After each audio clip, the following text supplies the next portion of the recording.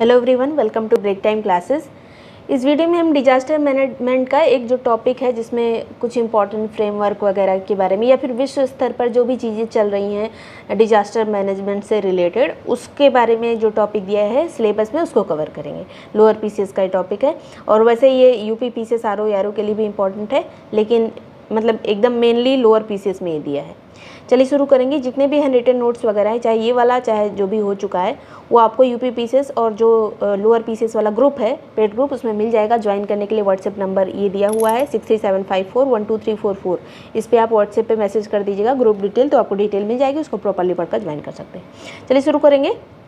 सबसे पहले ये टॉपिक जो दिया हुआ है सिलेबस में, विश्व स्तर पर आपदा न्यूनीकरण एवं आपदा प्रबंधन के क्षेत्र में किए जा रहे प्रयास और उपलब्धियाँ। अब इसमें जितना भी चीज़ें गूगल पे मिली या फिर जो भी छोटी छोटी बुक वगैरह पे है वो यहाँ पर लिखी हुई हैं। ज़्यादा चीज़ें नहीं है, लेकिन यहाँ से क्वेश्चन बनेंगे ही बनेंगे। तो सबसे पहले यूएन संयुक्त राष्ट्र की इसमें भूमिका होती है, जो एक मेन बॉडी है। स्थापना संयुक्त राष्ट्र की हुई थी 1949 में, यूएन की स्थापना 1949, और विश्व स्तर पर आपदा प्रबंधन के लिए नीतियां और सहयोग का काम करता है। तो इस तरह से इसकी भी कुछ प्रमुख एजेंसियां हैं, जैसे यूएनडीआरआर, ये बहुत इंपॉर्टेंट चीज़ है। यूएनडीआरआर इसका फुल फॉर्म है United Nations office of disaster risk reduction. जहाँ DRR लिखा रहे आपके एग्जाम में भी तो समझ लीजिएगा डिजास्टर रिस्क रिडक्शन की बात हो रही है, क्योंकि ये टॉपिक है मतलब सिलेबस में। संयुक्त राष्ट्र आपदा जोखिम न्यूनीकरण कार्यालय इसको कहा जाता है। 1999 में इसकी स्थापना हुई थी। हेडक्वार्टर इसका जिनेवा स्विट्जरलैंड में है।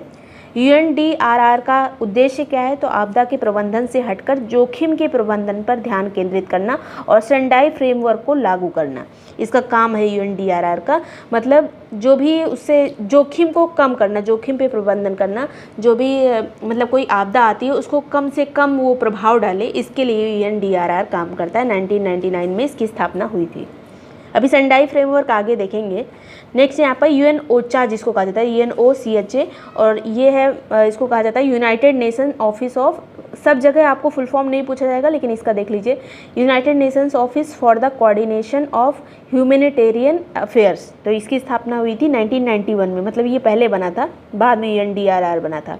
और ये यूएनओचा क्या करता है, तो ये मानवीय सहायता के लिए दो तरह के फंड प्रबंधित करता है। एक फंड है आपातकालीन प्रतिक्रिया कोष CERF और दूसरा है देश आधारित संयुक्त कोष CBPF।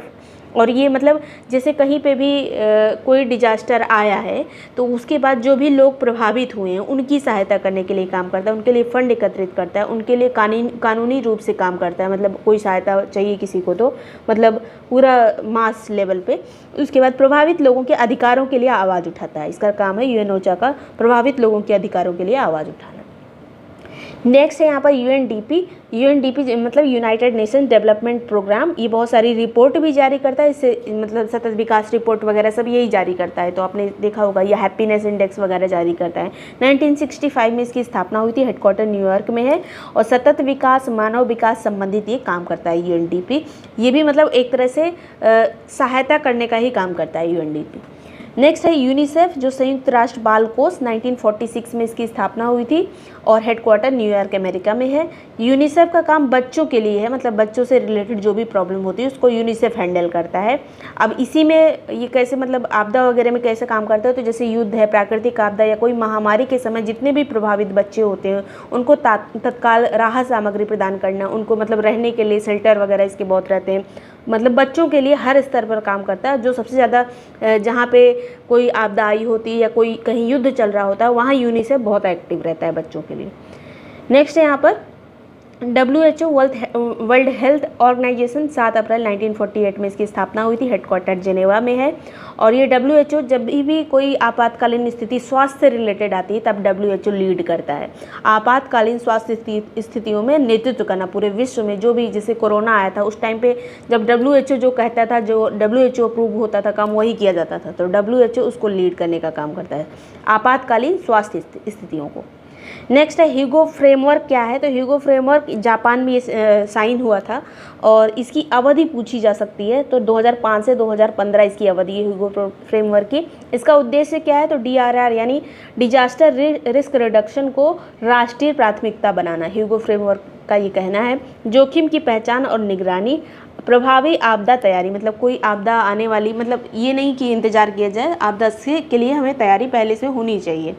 और जो रिस्क रिडक्शन है उसको नेशनल लेवल पे, प्राइमरी लेवल पे मतलब रखना चाहिए, प्राथमिकता देनी चाहिए उसको, किसी भी देश को, मतलब सभी देशों को ये चीज़ें करनी चाहिए ऐसे, इसलिए मतलब ये सब इसका काम है। 2005 से 2015 तक का ये अवधि थी इसकी। फिर जो है एक सेंडाई फ्रेमवर्क, इसके 7 लक्ष्य हैं, जापान में ये भी साइन हुआ था, अवधि 2015 से 2030, बहुत इंपॉर्टेंट है ये।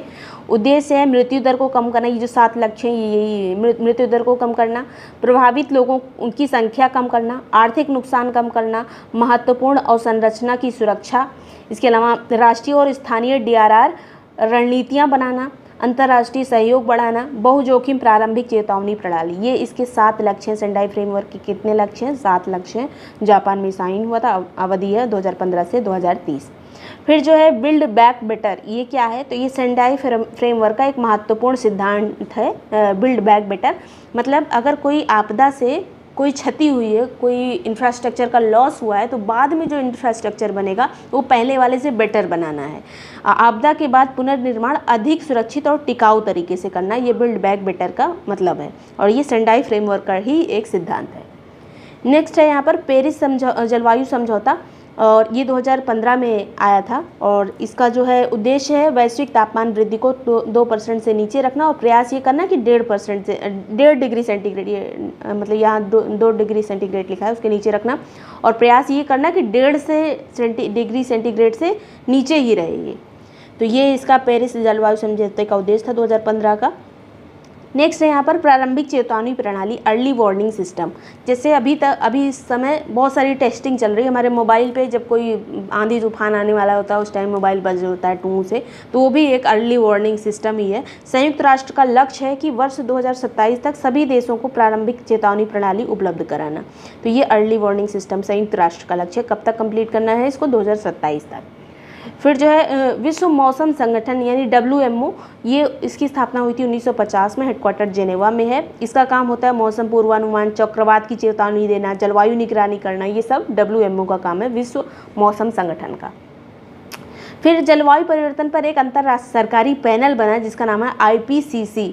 IPCC की स्थापना कब हुई थी? तो 1988 में इसकी स्थापना हुई थी, और संस्थापक जो है इसका कौन है? तो WMO और UNEP के द्वारा इसको मिलकर स्थापित किया गया था। IPCC को एक जलवायु परिवर्तन पर एक अंतर सरकारी पैनल है ये। इसका मतलब ईयर बहुत इंपॉर्टेंट, 1988। स्थापना किसने की थी? WMO यानी मौसम वाले ने, और UNEP का फुल फॉर्म है यूनाइटेड नेशन इन्वायरमेंट प्रोग्राम।